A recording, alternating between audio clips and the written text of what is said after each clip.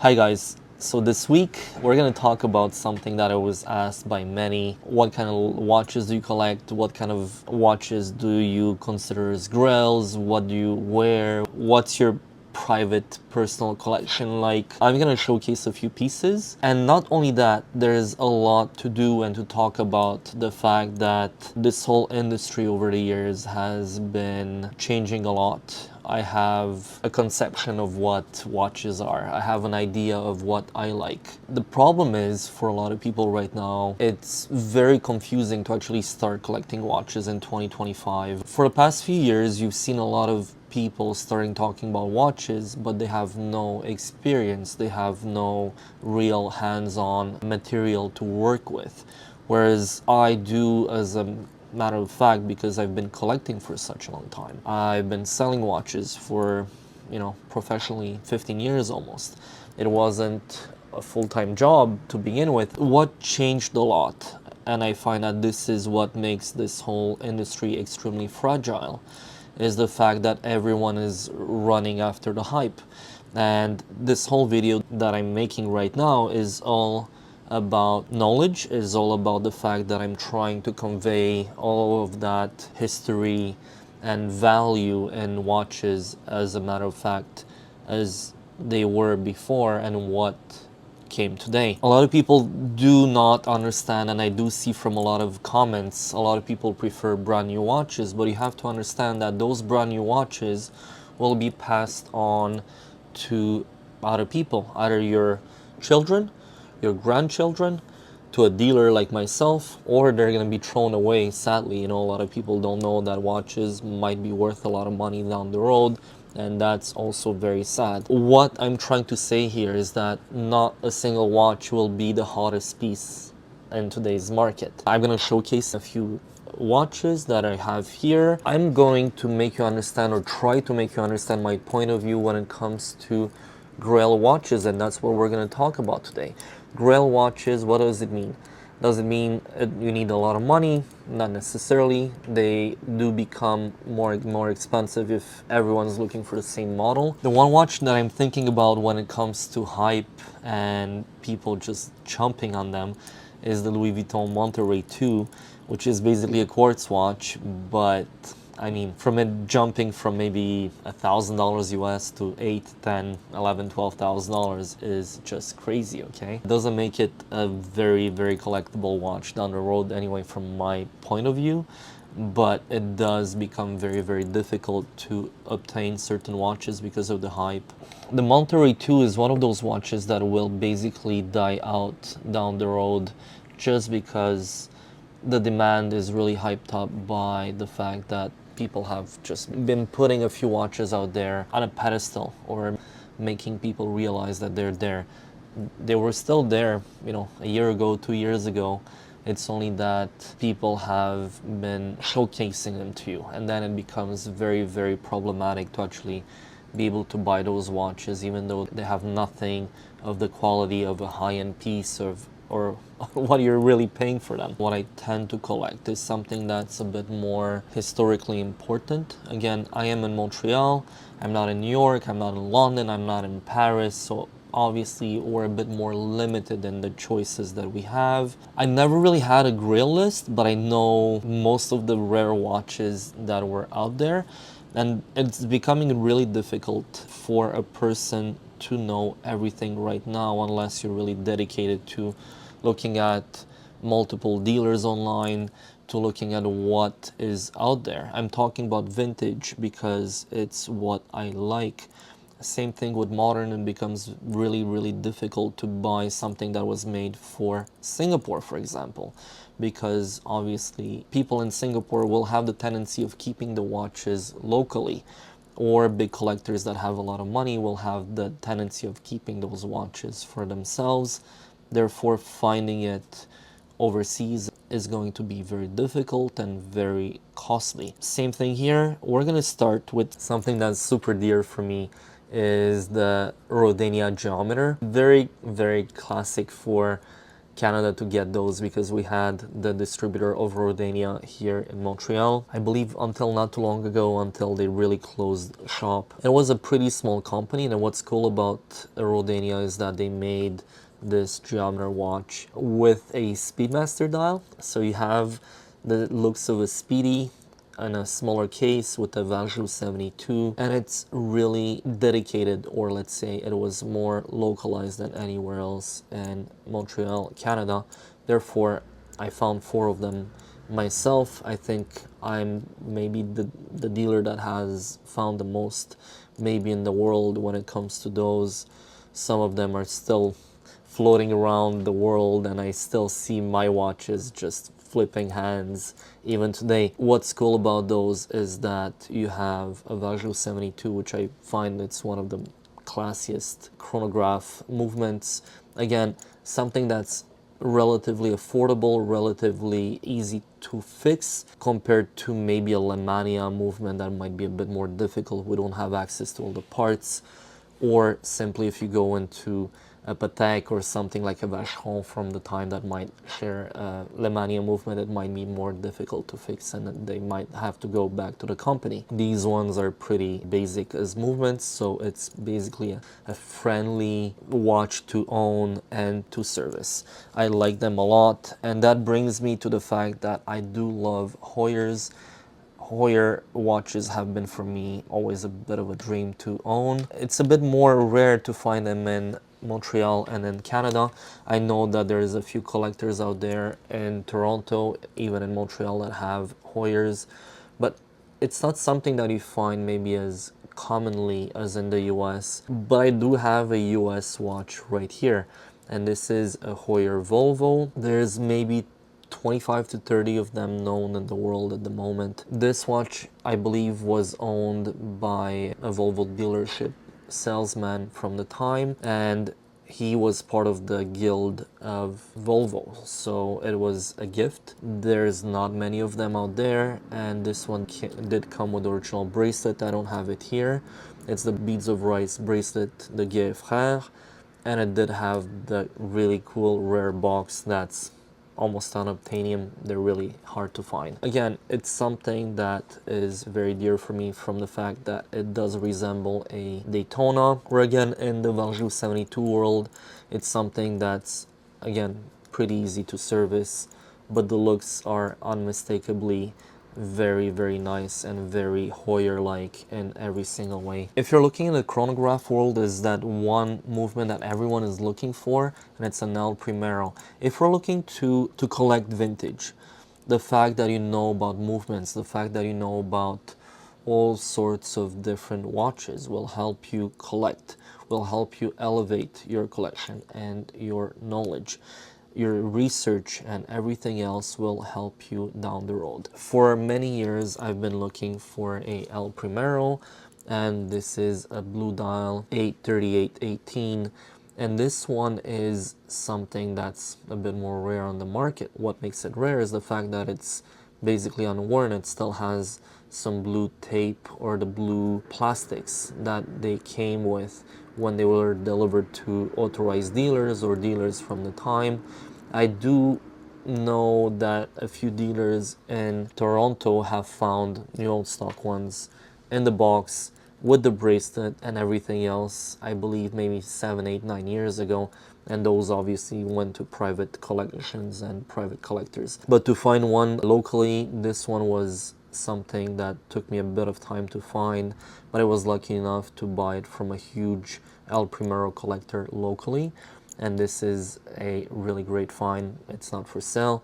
I think I've worn this watch maybe 4 or 5 times, and I want to keep it as clean as possible because it's basically unworn, or let's say it doesn't bear a lot of handling marks at all, and that's why I was always very, very careful to wear it. When a watch is new old stock or very close to it, I have the tendency of being really careful of not wearing them, and this is one of those watches that, although it wears perfectly to my taste, it's not something that I dare wearing every day because of its condition, because of everything else that this watch is overall. If I do find another one that's a bit more worn, I would most probably keep it as well and wear it more often than I ever did with this one. We've had a few comments where people were very difficult on the fact that I was just saying a true collector. What a true collector means is a person who's actually patient, who's actually taking the time to collect throughout many, many years.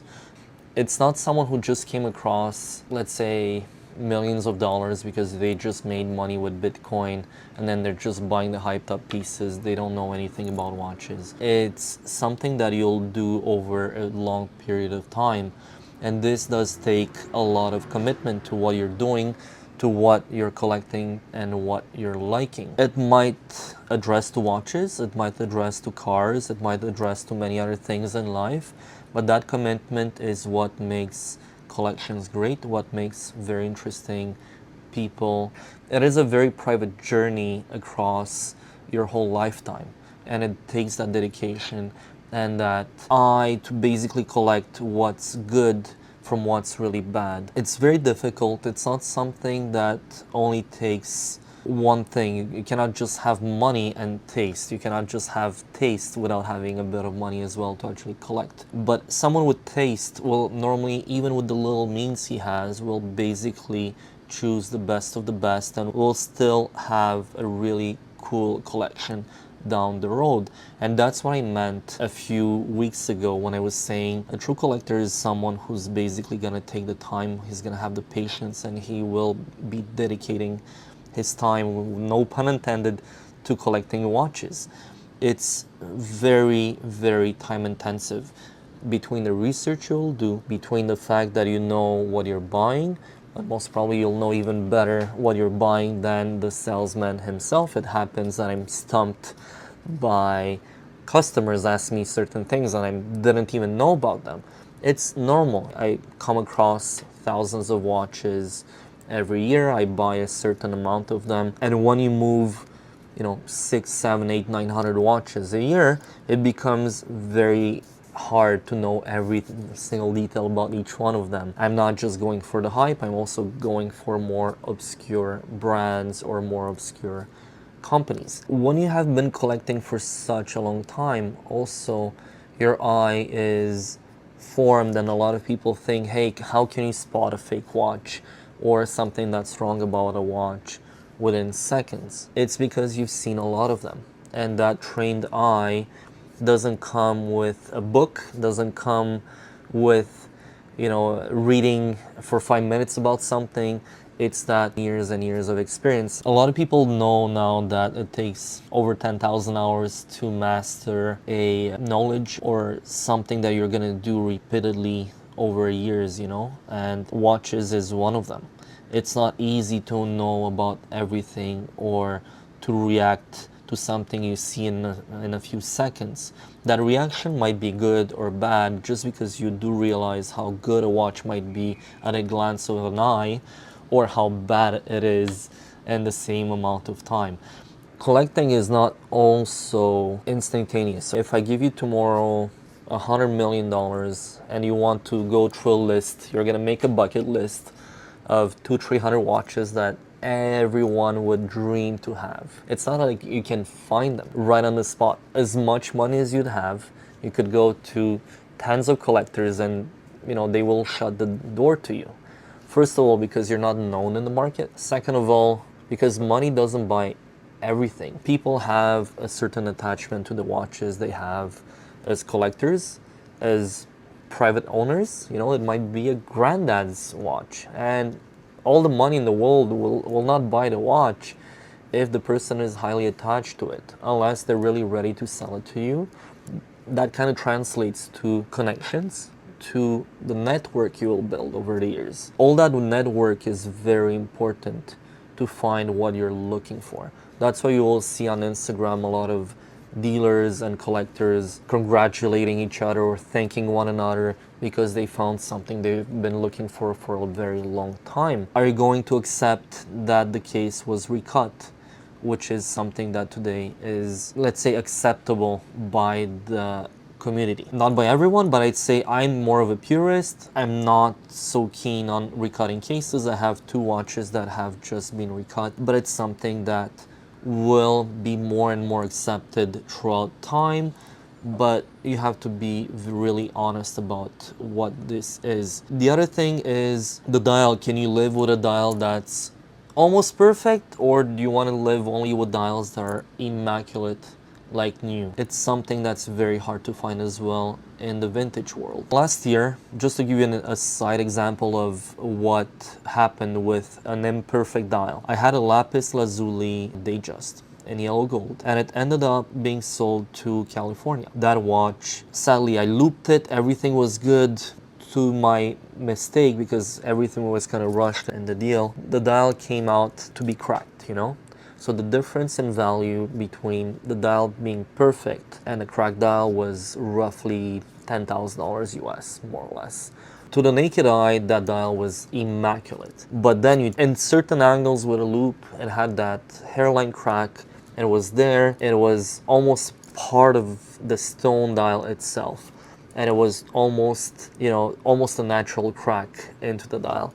But this is what it is. People look for perfection, not only dealers, but collectors themselves. And obviously that perfection has a price, and you need to pay for that. It's part of a business. I'm not only a collector, but I'm mostly a business. And you take losses, you just have to accept them. Same thing as a collector. When you start collecting watches, you will take very bad losses over time, but you'll also get to find exceptional pieces if you're really looking for something down the road. If we talk about something here, okay, of good and bad. Okay, so I have here a 1680. This one is extremely tropical. It's very hard to find a watch that's as tropical as this one, and the dial is just, I think it's a 9.8 out of 10 in my own pickiness. Okay, I'm really picky with dials, so it's extremely good. There's no scratches, there's no, let's say, paint loss or lume loss in any way, but it's super cool in every way. But it came with box and papers. It came from a USN distributor, so the US Navy, that was in New York, and the watch was polished. So what do? I kept it as it came. I just replaced basically the crystal for a Tropic 19 to showcase how good the tropical dial is. When I wear it, I just love it. It is far from being a perfect watch, but the fact that it has such a nice tropical dial makes it really desirable. The provenance is cool, and it will stay in my private collection. But you have to take it the way it is. The insert is amazing, the dial is amazing, the hands, even though they don't match, which is very much the case with vintage Rolexes or vintage watches. A lot of the time lume was applied at different times on the hands, so the mix and the compound would not react in the same way down the road. It is still a really, really, really cool watch overall, but it's not perfect. It's something that I really enjoy just the way it is, and you have to accept, again, the good and the bad that it came with. Let's talk money. Money, money, money. When you first start collecting watches, you're young, you see maybe siblings or friends or your father or uncles that might have maybe a grail of yours. Might it be a modern watch or whatnot, and money becomes a big problem. And that's when patience also has a lot to do with what you can afford and whatnot. What I always suggest to people, take the time to look at what you really, really want as a first watch. Many times I told people not to buy watches, okay? They came into my store ready to spend $5,000-$10,000 as a first watch, and I'm like, look, I'm not gonna sell you that watch. You're not ready for it. You don't really understand what you're gonna deal with. And if you come back in a week or two and the watch is broken or you damaged it, then I'm gonna feel responsible for selling you a watch that you are not ready to wear on a daily basis, or I know you're not gonna be attentive enough to such a watch. Therefore, I think that even though I lost the sale, I might have lost a customer, because I did have a few guys that were a bit flustered. They're like, no, but I want the watch, I know what I'm buying and this and that, and very impulsive buyers.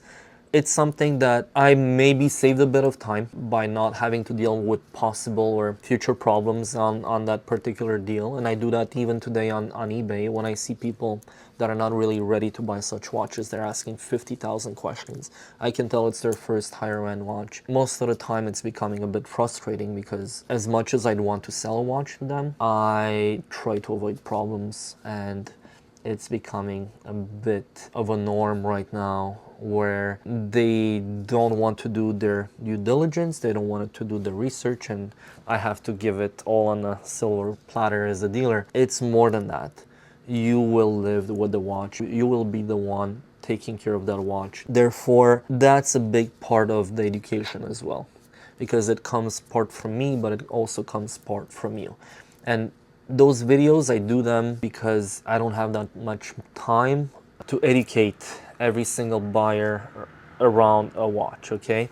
And that's why videos will help you decide what you want, whether it's a vintage watch, a modern watch, something that will suit you and that will suffice to your needs. Might it be a $50 watch, might it be a $50,000 watch, I don't care. It's your money, it's your choices. I'm not pushing towards any sale at all. What's important is that you come prepared, might it be to my store or to any store, to know and to tell me, hey, Chris, I like this, I don't like that. We can kind of find what you're looking for, and if I don't have it, I might help you authenticate a watch. If you come in the store, I don't do remote authentications, but we might be able to help you even there. It's very, very important to take the time. One point that's very difficult for a lot of people, it's discipline. I have a lot of problems myself to discipline myself into many aspects of my life. Might it be personal or even in the business. It's very hard to keep track of everything, to be extremely disciplined. You got to be a bit of a free electron in a way to be doing what we're doing. We're interrupted by text messages, by phone calls, by people every single hour, every single minute. So if you're not strong mentally, you're gonna go nuts, okay? Even as a collector, if you're really prolific into buying watches, if you get to that point of being contacted by Christie's or Sotheby's about watches, or by huge dealers, you might be overwhelmed by the amount of watches that you're offered to be buying. Okay, that's another level of collecting. It's a very, very high level. But until you get there and until you actually know how to spend your money when it comes to watches, you gotta have that discipline of selecting, of choosing what you really like. If you're aiming for a sub or universal Geneve, don't go buy a Breitling. You have to pinpoint your next move or what you're looking for. At the same time, if something else is offered to you that you might have liked or you dream of, and it's a bit of a stretch to you to actually buy it, you might not regret it down the road if that will be your choice to actually buy something that's really exceptional to you and it's one of your grail watches. I'm going to talk about one of those watches right here, and it's very hard to always be able to buy, including myself. A lot of people out there, you're looking at videos online of dealers, you look at Luxury Bazaar, you look at Manta Watches, which are really prolific buyers of watches online, and they're saying, hey, I need money. Or you're gonna see Kevin Odell saying, hey, I know that Manta or Adam Manta had this watch, and then he ends up buying it from him because they need money for another deal.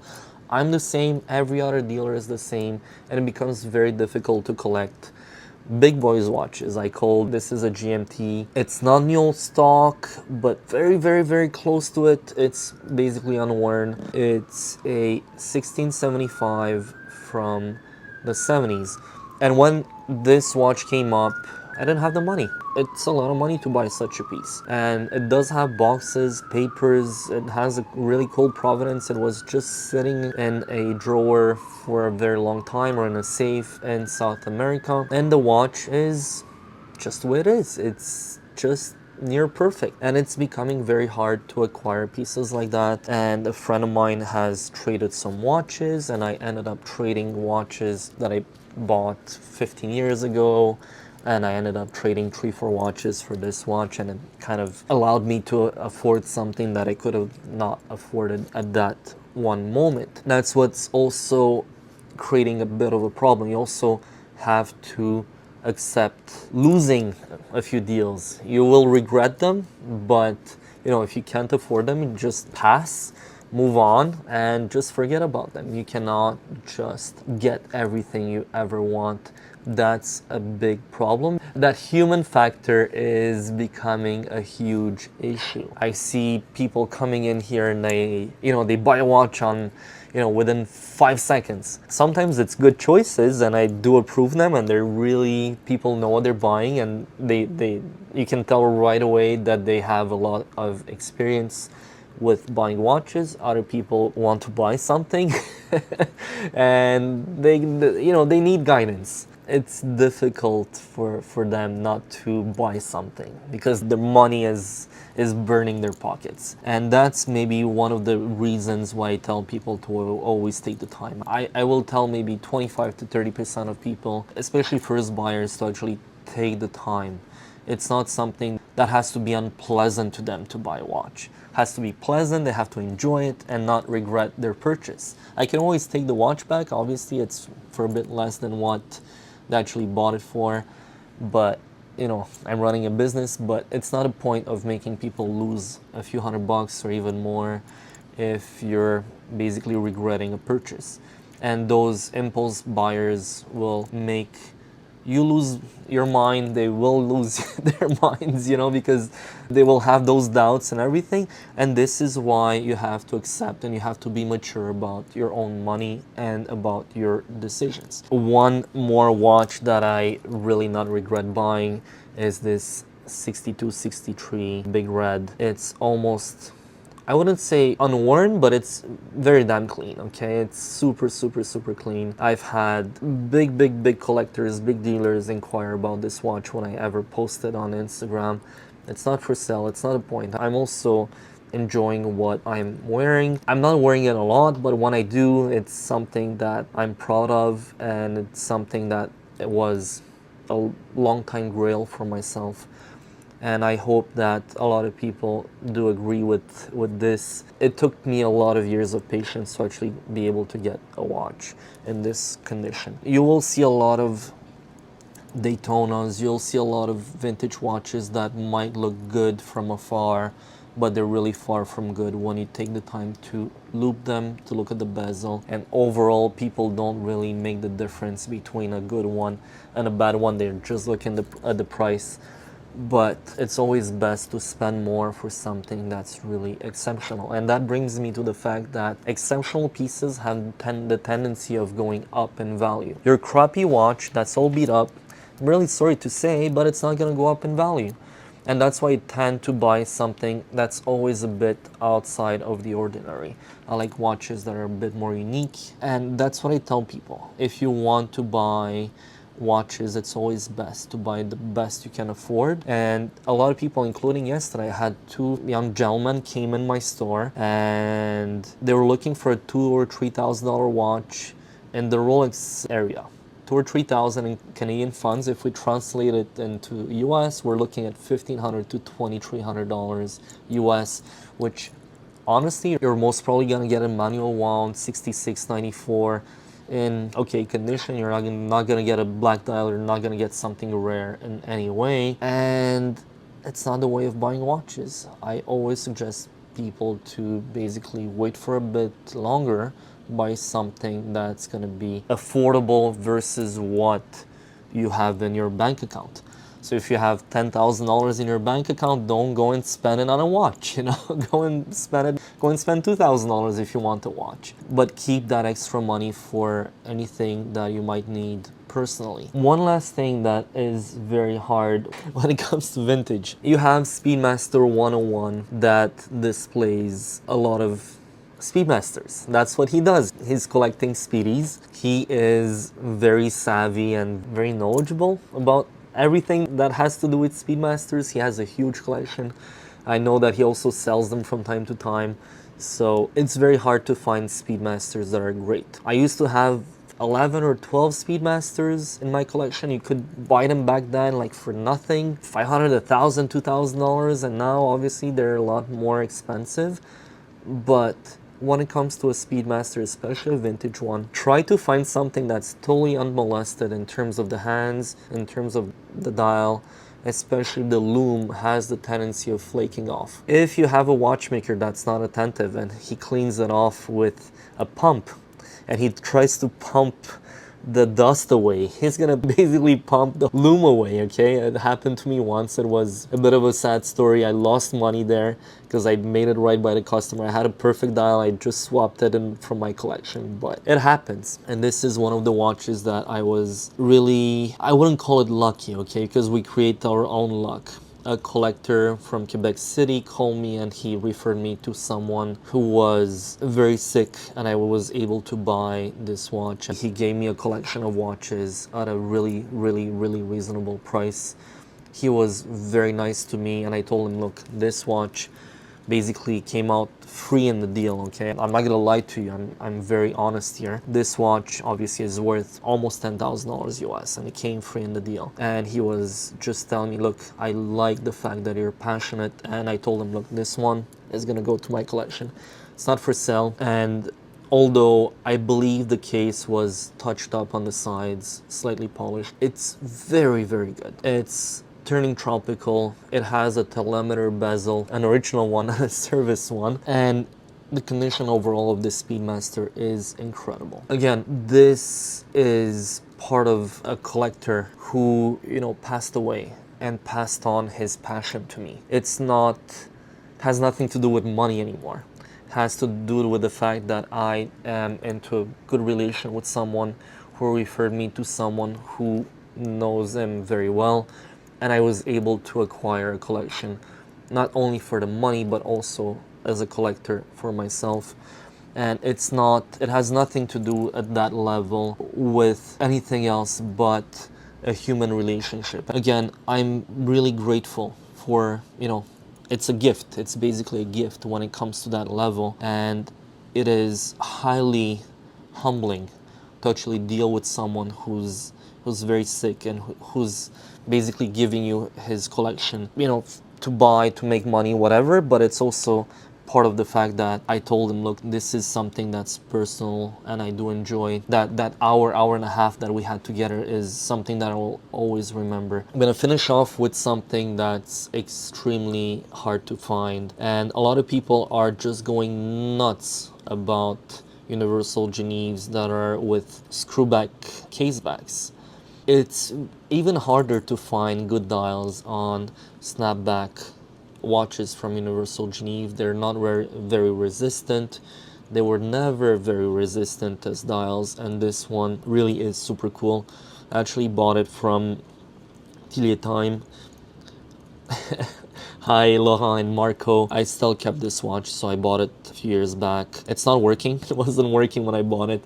It's just the mainspring. It's nothing, but I do enjoy the fact that the dial is near perfect, and that's a bit my scare, to actually give it to a watchmaker as good as they are. I don't want this watch to be in any way modified other than the way it is right now, because the condition is just really good. I wouldn't say perfect.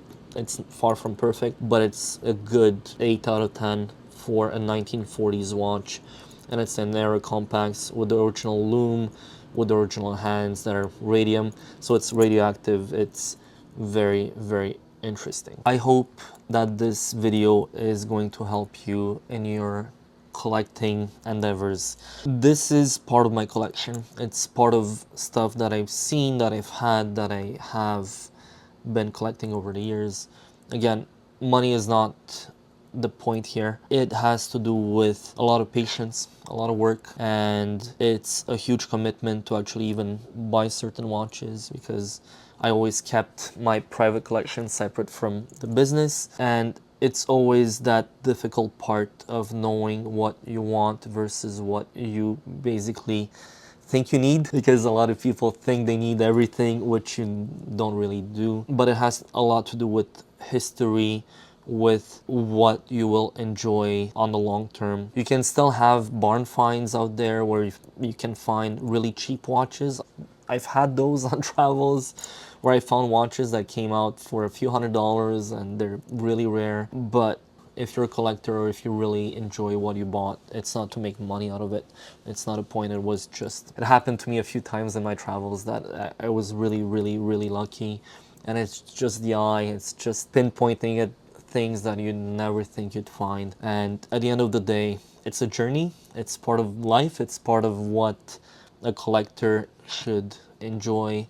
It's those surprises in life that are really interesting, and the human part is more than anything else. Thank you for everyone that's basically supporting the channel. Everything that I'm saying here, I want to share with everyone that wants to listen to what I have to say about watches, to what I've learned over the past almost 30 years. And I don't come from money. I don't come from a family that just gave me everything I ever wanted. They did, but in other ways. They always supported me. They were always close to me. The fact that I was able to work hard to basically learn a lot about watches, and I spent decades learning what I've learned so far. It has a lot of meaning to me to actually be able to share it with you guys. It has nothing to do with the channel. A lot of people say, hey, it's my favorite channel, it's my favorite YouTuber. I'm not a YouTuber, I'm just trying to do my job here, and it's just humbling me to be able to do what I'm doing on a daily basis. It's all about the human factor, and you guys are part of it, and thank you very much again. And I hope that it kind of helps you to focus on your needs or your wants. There's a lot to learn. Even myself, I'm still learning a lot. Thank you guys, and have a great week.